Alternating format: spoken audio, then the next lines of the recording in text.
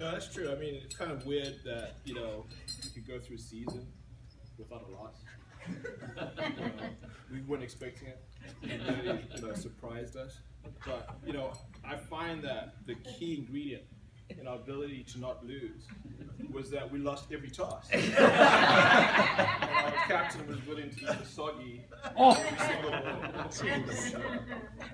It's interesting that you mentioned skippering, because one of the most daunting challenges facing the skipper is the navigation of the morning toss-off. It's especially challenging after a big night on a hot and humid day. Many strategies have evolved over the years. Some choose to practice calling during the week. Heads. Heads. And others, like the first 11 skipper, simply choose to eat a couple of soggies each week. Wow. Google it. It takes too long to explain. Having been at the club for many years, I've had a lot of experience with the first 11 skipper. And I found that although this year was an anomaly winning 8 tosses, he usually loses 10 to 15 out of the 15 tosses. And compared to Mihaly, who, Mihaly can win a toss or 2 in the season, we decided that we should give him the title of the Grand Oracle of Soggy. Because there's no one who loses more tosses than Ozera. But Mihaly managed this year to outdo himself. And, although we didn't lose any games, it was because all the losses were done before the game started. Mihaly lost every time. And as a token of our appreciation, the second 11 thought it would only be appropriate if we gave our captain an award this year that reflects his efforts on our behalf. So Mihaly, on behalf of the second 11, we would like to give you the opportunity to enjoy a soggy biscuit. Oh God! I'll cherish it.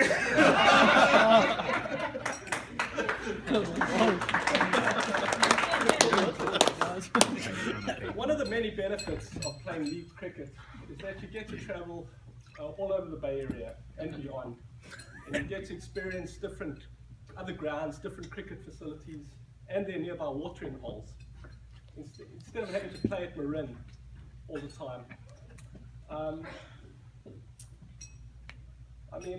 Playing on a lovely ground with a great pitch and good outfield, it must get quite boring after a while. I think it's absurd. I've never saw the point in putting all the effort that Mr. Jackson's put into our field.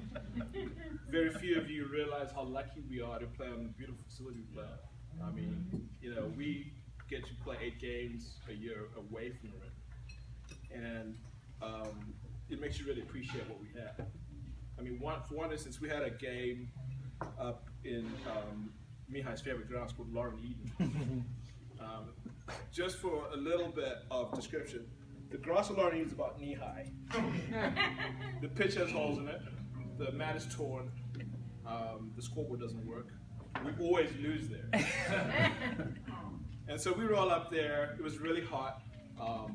It was a Saturday, and we started the game at 9 o'clock in the morning, which for the level of drinking that happens in the second level is way too early to start. So we get there. I could tell that morning that Bagia was in a particularly bad mood. He wouldn't even take a good morning. Good morning, Bagia. Sure enough, after an hour of running around in that long grass for that first session, Bagia completely lost his shit. His temper tantrum lasted at least 15 minutes. The skipper steps in and says, "Look, Bags, what is really bugging you?" He's like, "Well, to hell with this. I am going to go sit over there by myself." And he walked off, sat on the pitch, all by himself, cross-legged, sulking. This was one of many of Bags' meltdowns. It typically happened at these grounds that had, rather questionable facilities. It occurred to me that, we played 6 road games at the beginning of the season before we had a home game. And it dawned on me that if this goes on, Bags may not make it through the season. Sure enough, after 6 tantrums on the road, I thought, okay, we're going home, he's not going to have another one. Boom. has one at home. I was like, could this get worse? Well, it did. The Ring Cricket Club plays 3 formats of cricket. We play the league cricket, which is what we're playing. LMS. We play social cricket, and we play LMS, as the chairman reflected on earlier. Badge is the only member of this club to have a temper tantrum in every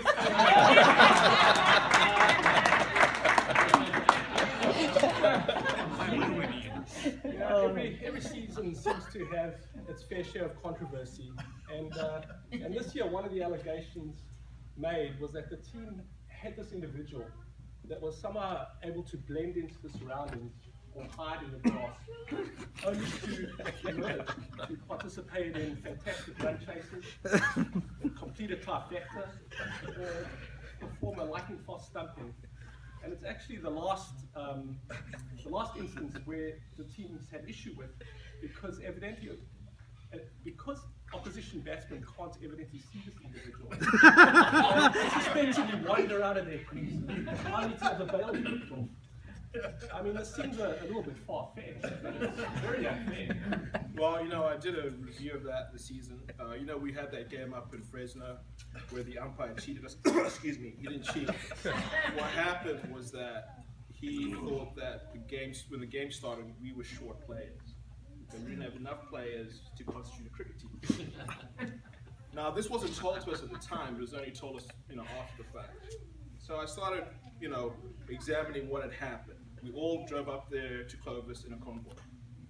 So we all arrived. There were 11 of us when we arrived there. So I couldn't understand what he meant that we were short of play. So I really started thinking about things. I was like, okay, there were 10 of us, regular-sized individuals. But we had this half man. And so clearly what he thought was that we only had 10 guys there, and so therefore we're short, so he docked us over. That made sense to me. We weren't actually cheated. What it was that Chris the Bush is half a man. And being half a man, he doesn't count. So, you know, as the season progressed, and I was thinking about this, because you mentioned that innings he scored against Sunny Bell. That's spectacular.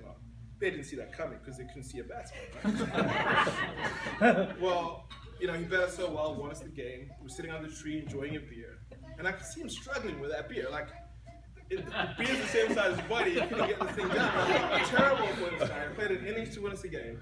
He couldn't even have a beer to enjoy himself. And I, once again, went back to my team and said, what can we do for this guy? Because I feel awful that he can't even enjoy beer after a game. After winning us the game, he can't enjoy beer. What do you guys got?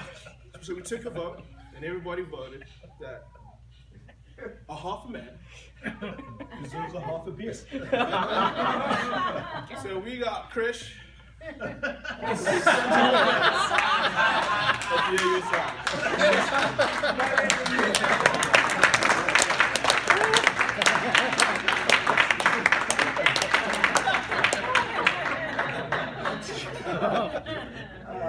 There always seems to be a lot of camaraderie during the game. Shorties. But a lot of spectators have commented to me that they can't really understand what the hell's going on half the time. Random words seem to be repeated or strung together, and sometimes it just sounds like people are clearing their throats. Yar. Well, yard is one I've heard for many years. I hadn't heard it until I got to California.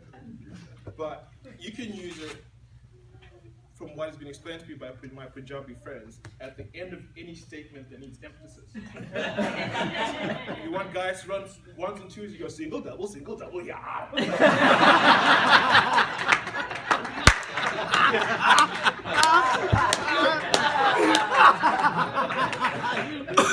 So yard is used quite often in the second 11. And because everybody in the team is usually so drunk on Sunday morning, we can't remember each other's names. Yard is the best name. Yeah. So we've resorted to nicknames, you know. Mihaly, no one can remember how to pronounce that name, so we called him Mushi.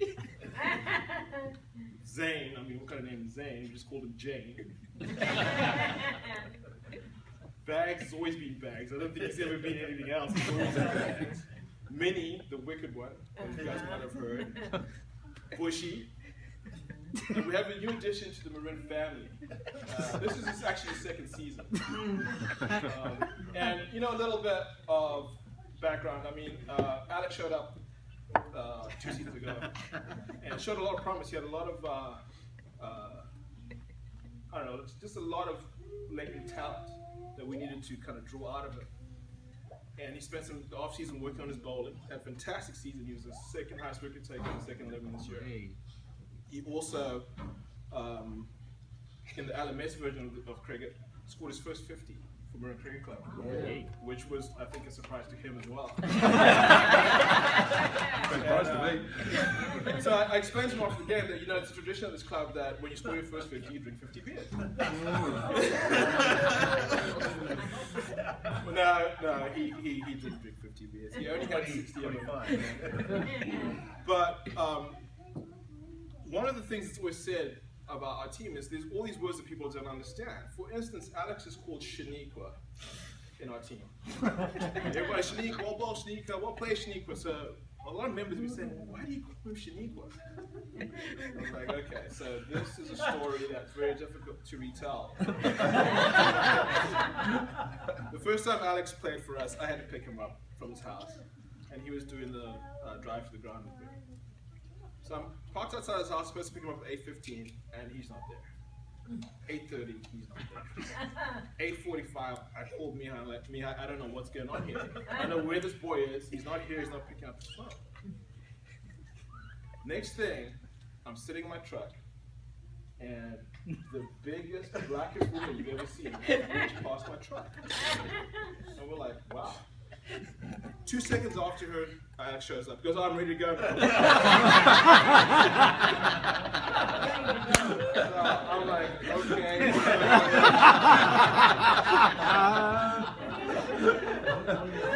So on the drive to the ground, we're trying to figure out what's her name. You know, we don't have African American names, so we're trying everything. You know. So, Quisha, nothing. Laquanda? I say Shaniqua, he's blushing like so that's how he became Shaniqua.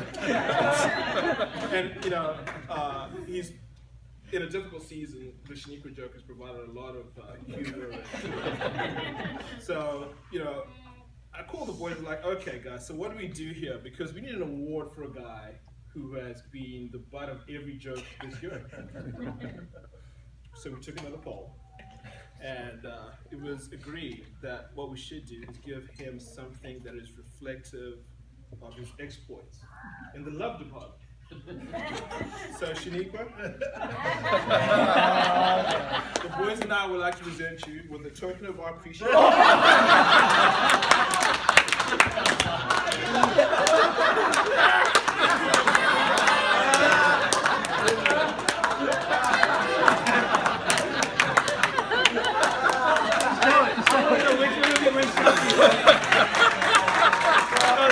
In case you want to return it. You have to change the size, you know? For a bigger one. You have to walk out with that.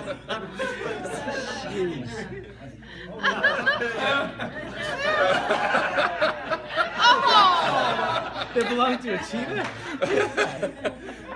Cricket can be very physically demanding, especially when a lot of leather is being chased. And this year, I feel like I ran 5 or 6 marathons, chasing that elusive little ball around, retrieving it out of bushes, etc. I mean, this could be a pretty good way to stay in shape, but it's got to add a lot of emotional stress to an already competitive situation. Well, that's what I found. I mean, you know, I personally don't do any running. I don't know, wait till about but, you know, we have 2 members of our team that proclaim to be marathon runners. One of them, Jane, sitting over there, shaking his head. The other one, the wicked Minnie. Oh, Ev, I run marathons, Ev, marathons. They hold the record for running out the most guys in our team. They can run marathons, but they can't run 20 yards. Just because the team is too slow.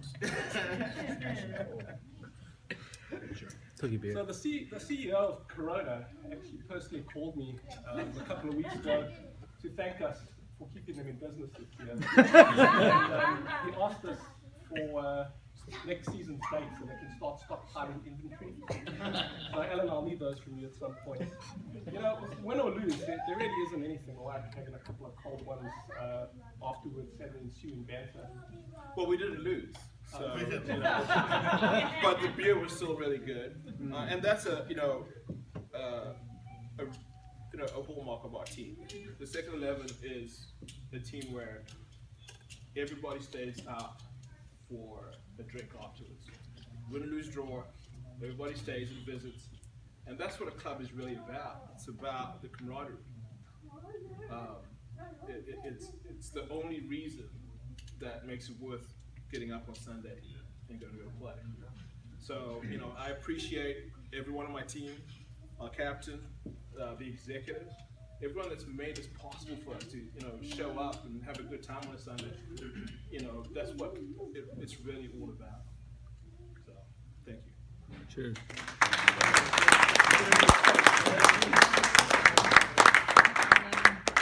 Captain's 11 Ward. Thank you very much. Thanks, Ward. All right. Oh, yeah. As you can see, folks, certainly a season for the record books. Minnie, You forgot your Oh. Miss, you forgot your soggy biscuits. Biscuit. Yeah. Well,